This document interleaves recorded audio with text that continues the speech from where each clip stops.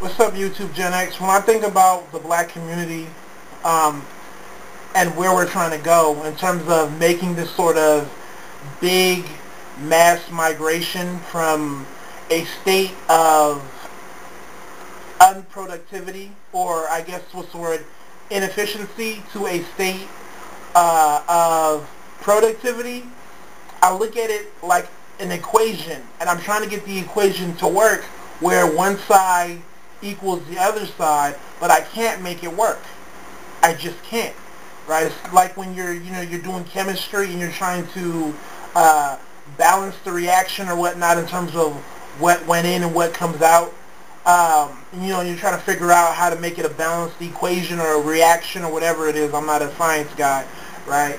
Um, and you can't make it work. Like, what's going on? I don't have enough um, uh, oxygen atoms on the other side. What's going on here?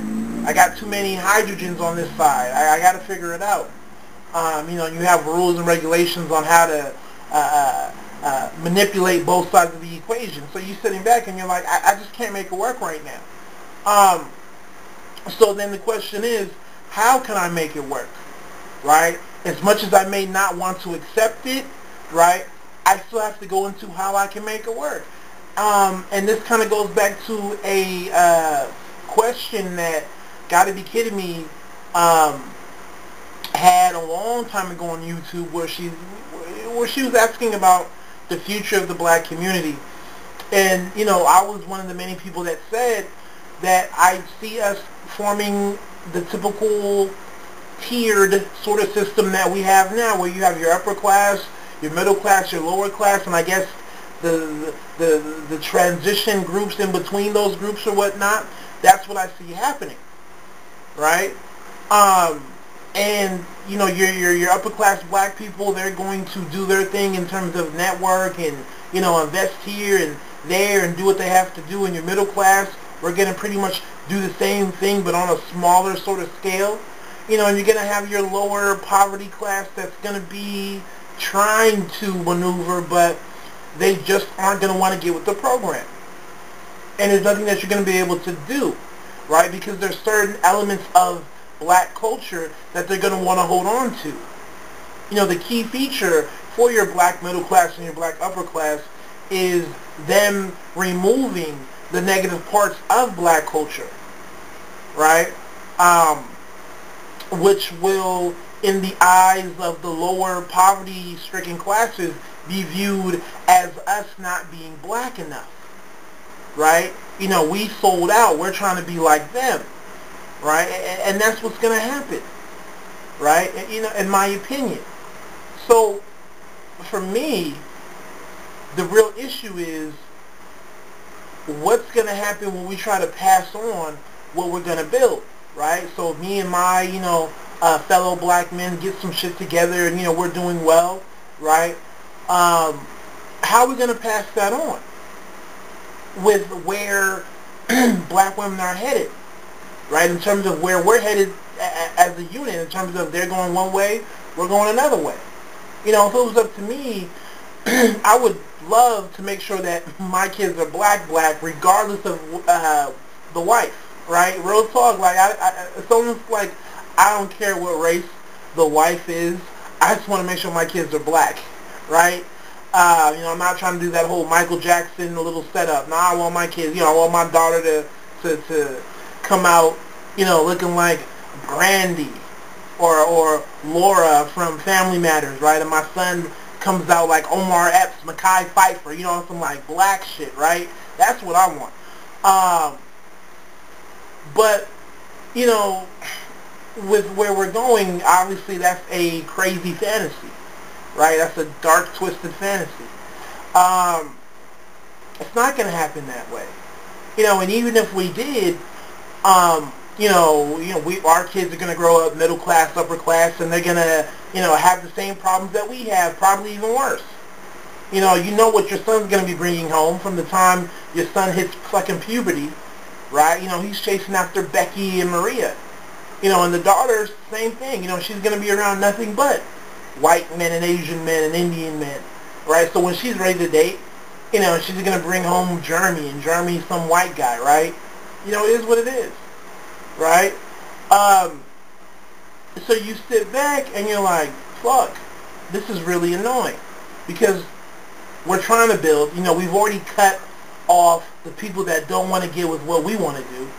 You know, now we're trying to build and put some shit together, but now we have issues with passing it on. And I'm not even going to lie to you, you know, I'm from, I almost want to say I'm from the biracial or multiracial capital of the world, right? And a lot of the times, they're not going to marry black. You know, let me have a biracial son, and I'm for sure, right, going to assume that he's not going to be married black. I have a whole boatload of biracial black friends, whether they're black and Asian, black and white, black and Hispanic. Man, I have a boatload of them, right? And they're not fucking with black women at all. Going back to the whole idea of, you know, you should be dating the woman that looks like your mother. Well, okay, mom's not black, right? I mean, it's like 50-50 with your mixed black women because their fathers are still black. You know, they still have black daddies and whatnot. But overall, you already know what's going to happen. You know, so you're trying to pass it on to your son. Your son looks like Jason Kidd, and your fucking grandson is going to come out looking like Macaulay Culkin and shit, right? On some Home Alone shit, on some like white shit, right? You know, and then it's lost. You know, the shit that we built isn't going to be in our hands anymore. You know, it is what it is, right? So you sit back and you're like, damn, this shit really sucks, right? You know, it really does. Because you may keep the women in terms of getting the women to marry other black men, but your sons that carry your last name, right, they're going to be pretty much marrying out, and people want to say diluting the black race, okay, but it's going to be diluted to the point where it's no longer going to be black, right? It's no longer going to be black at all. You know, so you sit back and you're like, damn, like, this really annoys me. Because that's another problem. You know, we got through the first problem, separating ourselves from the black people who don't want to move forward.